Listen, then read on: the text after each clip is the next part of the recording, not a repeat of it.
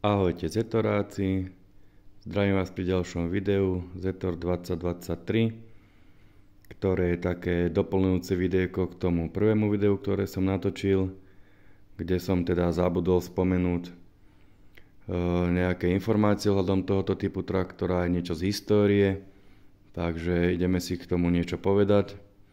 No a tieto traktoriky sa začali vyrábať v roku 1964. Vyrábali sa do roku 1966, čiže to znamená len 2 roky. Trvala ich výroba a teda za tieto 2 roky sa ich vyrobilo spolu 2000 kusov, čož je teda si myslím aj najnižší počet sériou vyrábaných traktorov Zetor.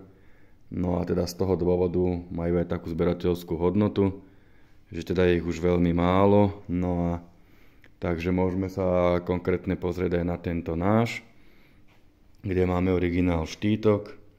Takže máme tu uvedený typ Zetor 2023, číslo traktoru je 1043, čiže to je niekde za polovicou výroby a rok výroby 1965, potom tu je pohotovostná váha 1750, ťažná sila 1400, potom číslo motoru, obsah válcov, výkon motoru, maximálna rýchlosť.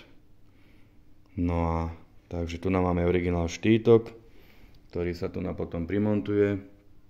No a ešte teda potom ďalej nejaké informácie, že vlastne prečo bol určený tento traktor, z akého dôvodu vyrábaný. Tak väčšinou bol určený do vinice pre jeho úzku šírku. Takže väčšinou sa používa vo viniciach na oborávanie vinice.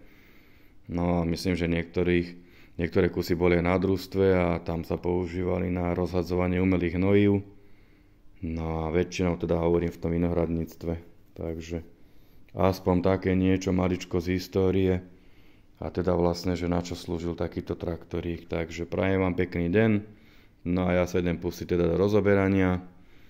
No a hor sa do práce. Majte sa pekne, ahojte.